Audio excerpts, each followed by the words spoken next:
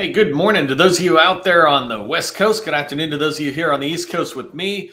Hello to especially those of you in the chat already. I appreciate you saying hello. We're going to get started here in just a second. I like to start off my training with some sort of tip or something at the beginning. And so today's tip for those of you showing up early and on time is to don't see yourself as a small business. I tell people all the time, don't see yourself as a small business. You're a business there to support the federal government's needs. You're not a woman-owned small business, a veteran-owned small business. You're a business with a product and a service or solution to a need and a requirement the government has. You're no different than a large business. If you didn't have a small business, if you weren't working in a small business, you'd be in a billion-dollar firm. They'd love to have you, right? And so when we sometimes say we're a small business, we're kind of putting ourselves unintentionally a little less than. But when we think about the need, the requirement, the problem, and we're talking to that stage, now we're just a subject matter expert and a trusted advisor to the government buyer. And that's what I want for you as you go forward. If you walk in and you talk about yourself from how you can help them with their need, then you're an equal or even a trusted advisor. So a little bit of authority in there compared to saying your small business makes you seem less than. So stop saying you're a small business. Of course, you're a small business. We all know that. But you don't need to say that. You have the flexibility that larges don't. The government really needs small businesses more than they need large businesses. I might be a little biased on that, but okay, we're going to get rocking and rolling in training. Let me just make sure my ducks are in a row. Okay. So in today's training, we're going to be talking about women-owned small businesses, in particular the set-aside and really which agencies are driving towards that. So I'm going to talk about that, but I wanted to begin with just talking about this song. I love this song by Extreme called More Than Words. I play it for my sons every night before they go to bed. I have some songs or something I play to them to kind of set their minds. They're 10 years old. And I like playing More Than Words occasionally when I'm reminding them about the value of saying I'm sorry when the behavior remains the same, right? And I'm like, you don't need to say you're sorry. I'll know it, right? My favorite line is a little brutal and it's not real, but it's very visual. And I say, look, you don't have to apologize for punching me in the face. If you would just stop punching me in the face, I pretty much know that you're sorry. But if you're still doing that, then I'm doubting your apology. And the words to the lyrics begins with saying I love you is not the words I want to hear from you. It's not that I want you to not say that, but if you only knew how easy it would be to show me how you feel, more than words is all you have to do to make it real. Then you wouldn't have to say that you love me because I'd already know. And I really like how this song applies to the federal government and women-owned small business set-asides. Stop telling me how much you love minority-owned businesses. Stop telling me how much you love women-owned small businesses. When the data is telling me something different, I'm not quite believing what's coming out of your mouth. Right. And so as we move forward, I really want you to keep that in mind, is that it's really important to track on the data more than what the government says. Right. So more than words. In today's training for federal agencies who love small businesses, I want to cover down on 5 main topics. And if I have time, I'll go into the tool itself to show you how I do it. But I'll tell you at least. So the first thing is I just want to make sure I'm level setting and explaining why I think it's so important to understand which agencies love us or women-owned small businesses, and also to understand how to spot the difference. So then going into the second bullet, I'm going to talk about which agencies are doing the most set-asides to women-owned small businesses. I'm going to talk about direct awards. So first I'll talk about the entire federal government spending, and then I'll go into the agencies.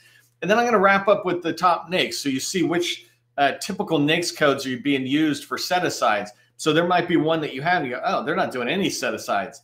That should be a flag for you. So just tracking on that. That's what we're going to cover down on today. If you don't know who I am, my name is Neil McDonald. I want to welcome you to my federal sales training, where I provide tips for success in the federal market. I spent 20 years in the federal market as a small business owner. And since 2018, I've been teaching people like you that government contracting is not a secret. It's just a process. When we follow a process A to Z, we're going to have repeatable, predictable results. And that's what I want for you. If you haven't done this already, subscribe to our newsletter, Government Contracting Success. That newsletter is where we put out all sorts of good information. Just this morning, I put out a newsletter article that had 10 previous trainings about basically how women-owned small businesses can have success. And I put some other data in there.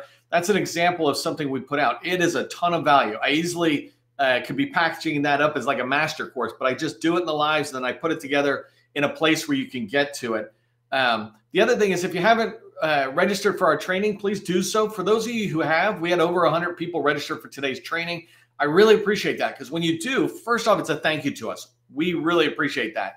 The second thing is when you register in LinkedIn to attend this training, LinkedIn puts the word out to other people. You can obviously share that you're coming, but LinkedIn will do part of it for you. They'll be like, well, 100 people registered. This must be a pretty decent training. Let me invite more people on LinkedIn. So thank you very much for registering.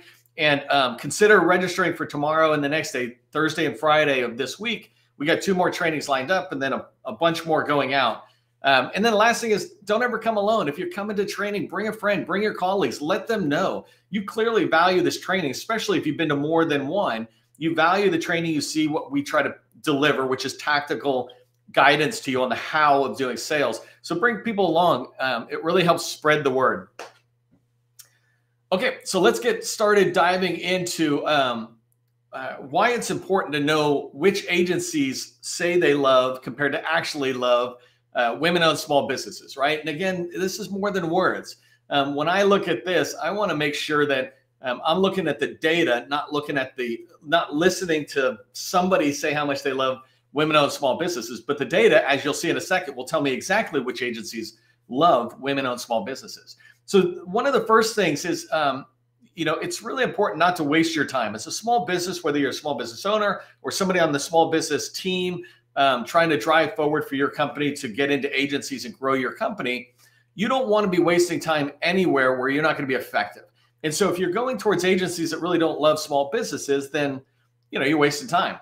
The second thing is you don't want to go where you're unwanted. And this kind of goes into a couple of things I'll be sharing, but why knock on doors of people who don't believe what you believe? There's this great line that says, don't try to convince people to believe what you believe. Find people who already believe it and work with them. When I look for customers, I look for customers who believe in the process I teach. That way we're off to the races. But if I have to convince them in a sales call, for example, to believe in the process and, hey, the process works, I'm like, you're not ready for me. And it's the same thing with you and your customer. If you're going to be knocking on doors, you don't want to convince them of the value of women-owned small businesses. You want to go somewhere where they want to find and work with women-owned small businesses. I describe it as no set aside, no love. The quickest way to have a criteria around which agencies love women-owned small businesses is the set aside, not the dollars spent.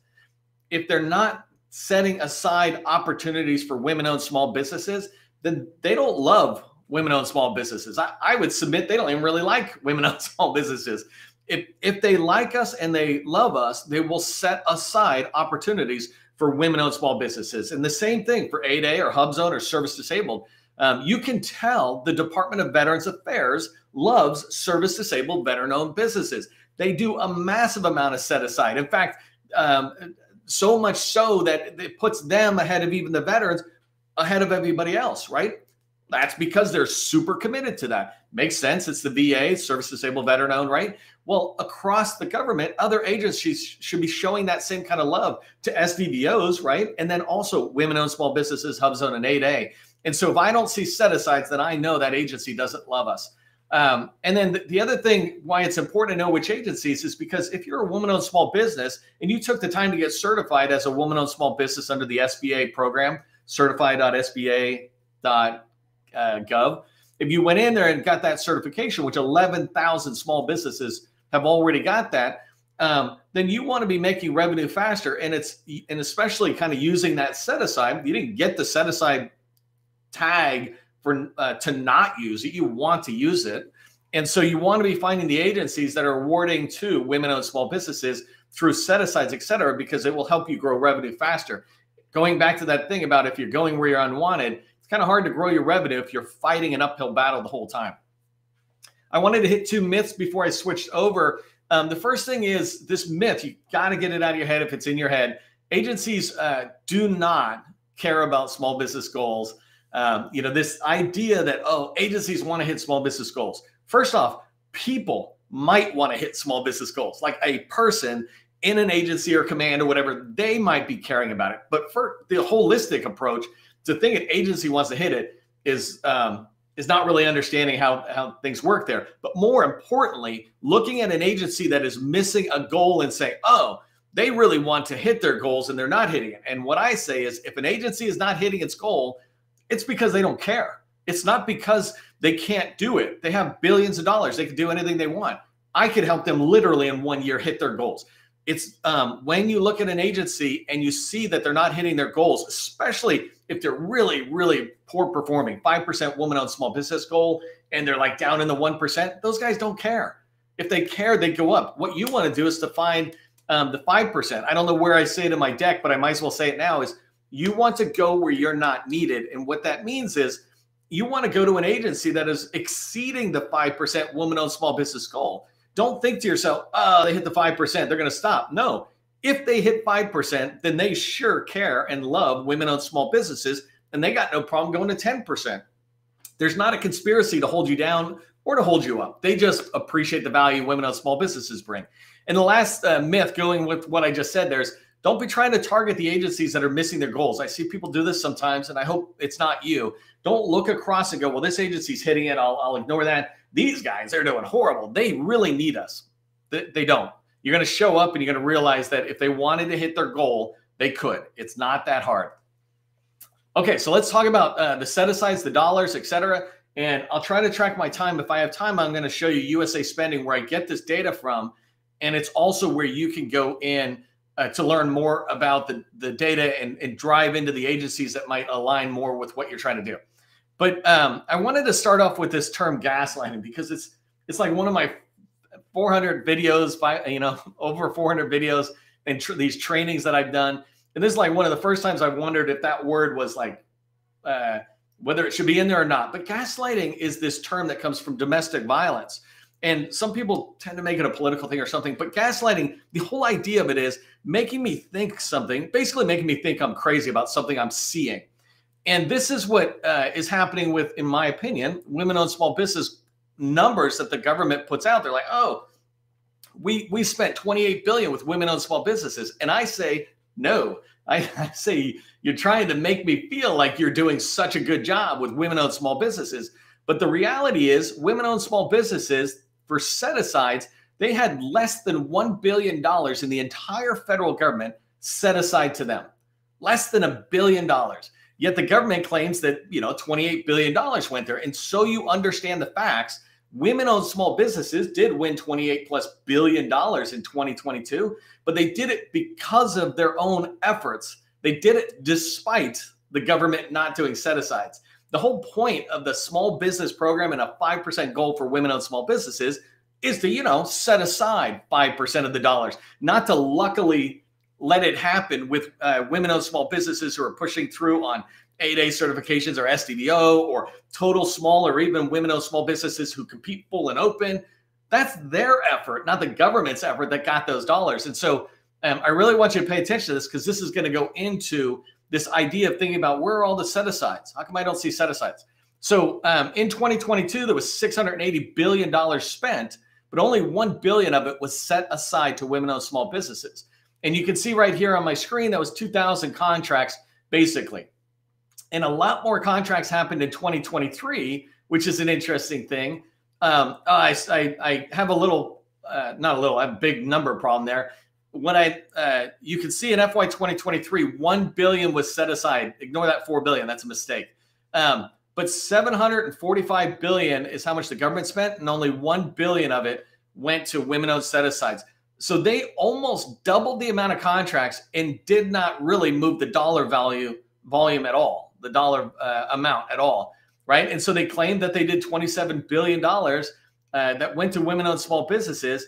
And these are the type of things that are odd to me, right? The budget that they spent went up significantly, but not women-owned small businesses portion. That actually went down. It's like, how does it go down when the overall spending is going up? And it's, to me, again, this idea that they're not tracking it. They don't care. And by the way, the reason I'm saying all this is I'm not trying to complain about it. I'm certainly pointing out what I don't like, but I'm not complaining about it. What I'm trying to say is we need to change our approach to go get the dollars, because they're sure not going to give it to us. but you can get the dollars for sure. So here is sole sources. I just wanted to quickly put it in. Women-owned small businesses don't get sole sources, but I figured I'd show you. In 22, there was 105 million, 130 million, but less than 500, right around 400 contracts in 2022 and 2023. What this just tells you is ignore sole source. If it happens, it's a complete anomaly. You might as well buy a lottery ticket, right? And so for the women-owned small business program, you really want to be tracking on the set-asides. And here I've got the two different data sets side by side so you can see it. But in here, you can tell the difference in 22, 800 million going to set aside, but only 100 million going to sole source. And the same thing with FY23, 1 billion going to set aside and 130 million going to sole source. So know the numbers, right? Understand the difference in there. So let's go ahead and look at the agencies who favor women-owned small businesses. And if you look at no other slide that I present, I really think this is the slide to pay attention to, because it tells you the agencies in FY 2022 and 2023, so the last two fiscal years, it tells us which agencies, through their actions, more than words, are love women-owned small businesses. And the way I define that they love us is they put a set aside towards it. By the way, when I say us, I don't have a woman-owned small business, but I'm just one of you today. But look at the amounts coming through, and you start seeing this trend. Army is heads and shoulders above anybody else, right? So if you look at 2023 and 2022, they're right around 200 million. And the next closest one is the Air Force in 23. And remember, that budget went up. So there was this increase in spending, which is good. But the Air Force is half of what the Army is, less than half. And same thing with the Navy, the Air Force and the Navy. But when you look at this, one of the first things you should see is that the Army, Navy, and Air Force in 2022 and 2023, they sit there at the top, these three agencies. And so if I was a woman-owned small business, I would be looking at DoD. And by the way, you don't have to look at prime contracts immediately. If you see this, you might set up a 2-year strategy to try to get in, get subcontracts, begin to get experience in the Army, Navy, or Air Force. And then as you move forward, you're able to then go after prime contracts, but you've put yourself in to the Department of Defense if you haven't got there already. But now you're putting yourself into the top three agencies or the one major Department of Defense that clearly loves using women-owned small businesses. They clearly make a commitment through set-asides to work with women-owned small businesses. The other one that sits at the top is NOAA. You can see them in position 4 for 22 and in position 5 for 2023. In both years, they're 50 million plus, right? And that's a good spend. NOAA is under Department of Commerce, so it's showing, putting commerce right up the top there. And then as you come down, I'm gonna let you look at 22, but I'll talk about 2023. NIH is part of HHS, right? This is a big deal because when you look at the top 10, there's nobody else in HHS. And so that's something to track on. I'll show you something different with sole source. But right here, this tells me that if I'm a woman-owned small business inside of HHS, then I should be looking towards and talking to NIH. And by the way, 65 million is nothing. It is a complete drop in the hat. I wish I had time to show you like what the 8A small businesses get, et cetera. But this money is spread across many, many agencies. And so 65 million, if I looked at that, it's probably not representing a lot of contracts at NIH. But it does show you that they do set-asides and you want to get in there. So the next one is USAID. And then coming back to number 7 is DoD. These ones drop pretty significantly. So DISA is the Defense Information Security Agency or Administration or whatever, or Services Administration, I think. But they're 33 million, right? That's a drop in the bucket compared to the Navy, let alone the Army. And so when I look at these things, I'm really trying to align where are they spending with my designation. You would want to do, by the way, this exact same thing if you have a contract vehicle. Which agencies love my contract vehicle? If you have a NAICS code, right? Which agencies love my NAICS code? We have a customer that does additive manufacturing, and we thought this one agency would love it. And it turns out they love it so much that they actually do it themselves, and they're a bad agency target for us. And so that's fine. By learning that, you redirect your energy to go where you're needed, or excuse me, where you're wanted. And it's the same thing here as you start looking down, right? So of the FY 2023 agencies that are in the top 10, I think it's 5 of them: Army, Air Force, Navy, DISA, and DLA. So 5 of them are in DoD. This is an important thing to remember, because if some of them, if they really love women-owned small businesses in DoD, then your ability to get in, find set-asides, build past performances that build on each other, it's a very real activity for you. So this next slide, I just wanted to flip it over a little bit on the direct awards, right? I said there was not a lot, but you can see the same thing. I actually don't even want to spend a lot of time because it's just token amount of dollars that's being spent. But if you look in, it's just spread across a lot of different agencies, except for the Army. Everybody's doing 5 or 10 million. You can come back and look at this in the replay, but I want to come here because I can save some time and go over and show you how I get this data. But I did want to show you for the women-owned small businesses, what are the top NAICS that are being that have set-asides for their requirements, right? And so these are pretty good. If you look at it, depending on what business you're in, if you look at the first one and really the first one, the second one, the fourth one, and the sixth one are all basically IT services. You could argue the third one is too, but let's leave that one out.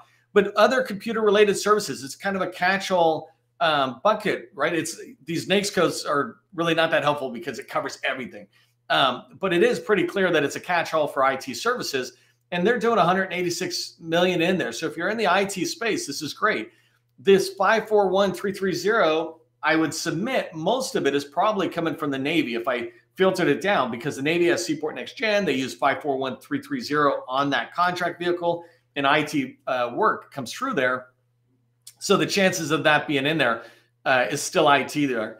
And then you get into administrative management and support services around the office activity, 100 million in there. So when you start looking at USASpending, which I'll show you in a second, I want you to think about what is your NAICS code. You could also try the same thing with keywords. It's a little harder, but what's your NAICS code? And then see which agencies are tracking on what you sell. I might try this 541330 in a second. So let me stop sharing my screen for 1 second and switch over to the desktop.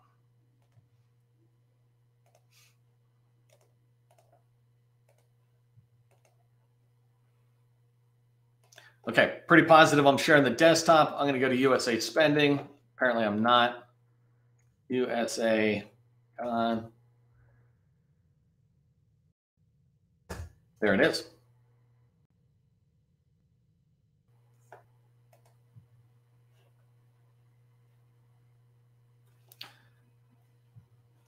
All right, just took a second to get there. I wanted to show you how I use this, right? If you come into USASpending, the button I hit really fast with search award data. So here's the link up there. It takes you to this page. And this is how I start driving through. So if I just looked at 2023, and I'm going to go use a couple of examples for the last few minutes we have. If I come in, I'm looking at 2023. So I'm looking at the time period. Let me zoom in for a second. So the fiscal year, right? I'm going to look at 2023.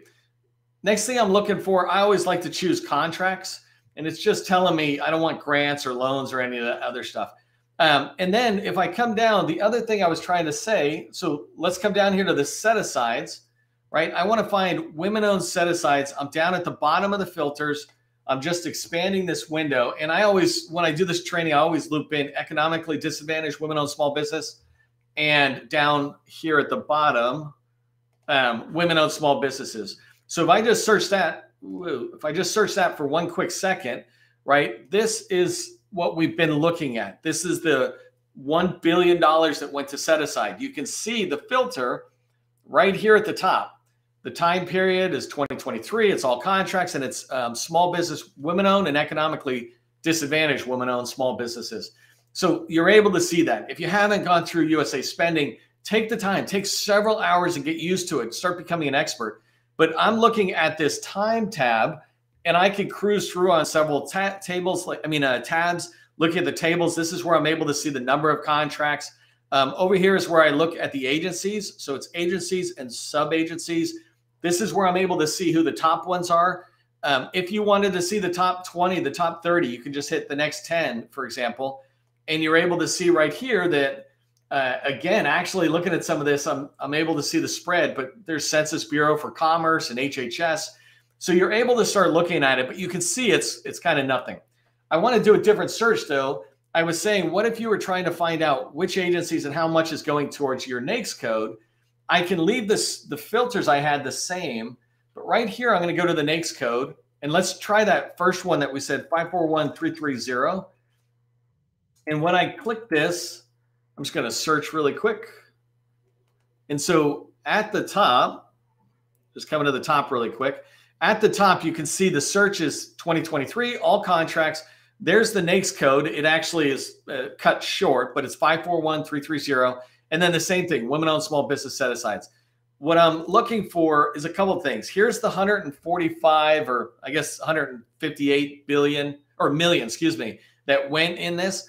But if I look at the categories of agencies and I say, show me which agencies, and again, you got to go to sub-agencies to really get better detail.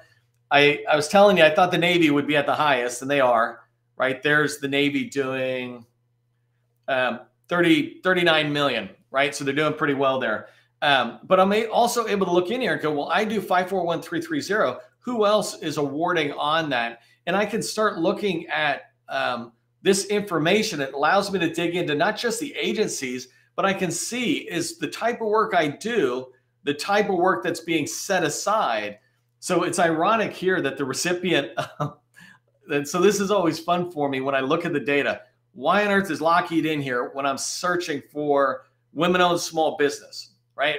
And so sometimes you just got to track the data and read into it. But I absolutely would be looking into that and trying to figure it out. But I can look at the type of work, right, by scrolling through. And today's not a training on this, but I can start looking in and just seeing what's in here with, with the basic descriptions, and to try to figure out where they looking at it, and what are they awarding, et cetera. So anyways, let me zoom back out. That's just a quick way of showing you this. If you haven't got into USASpending, this is where I get my data. When I sit there and try to find out which companies or agencies love women-owned small businesses, I come into USASpending. I look in here to see what they're saying.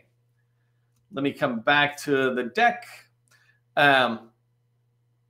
So it was 139 million for 541330. That was the Navy's. So almost all of it in FY 2023 went to the Navy. Here's what I want you to remember coming out of this, right? One of the biggest things is go where you're not needed. Find the agencies that are awarding to women-owned, or excuse me, not awarding, but doing women-owned small business set-asides. You can go in and start finding out which ones do the most, because if they're doing them, then you can find an opportunity you like, talk to the contracting officer and begin to try to encourage them to set that one aside. The idea is to get in early, whole separate training. But when you get in early and you talk to the contracting officer, there's a way to begin to try to encourage them to set aside even more to women-owned small business. And the contracting shops that are going to do that are the ones that are already setting aside a lot to women-owned small businesses. Number two is what I just showed you. So match up your agency to your NAICS code to see where the fit is. And when you're in there, you can do this in FPDS. You can go in and find contracting officers. So you can reach out, begin to introduce yourself, talk to them, see if there's new opportunities, et cetera. You can find those contracting officers and see what their forecast is or where they might be tied into a forecast, but begin to build relationships with contracting officers that have already seen the value of setting aside opportunities or their requirements for women-owned small business. If they've done it once, they'll do it again. If they've done it 10 times, they're guaranteed going to do it again, right? And you just need to build that relationship. As you move into your day and you're chasing down government contracting, just remember that government contracting, it's not a secret. It's just a process. I hope you have a good day. I'll see you in the next training.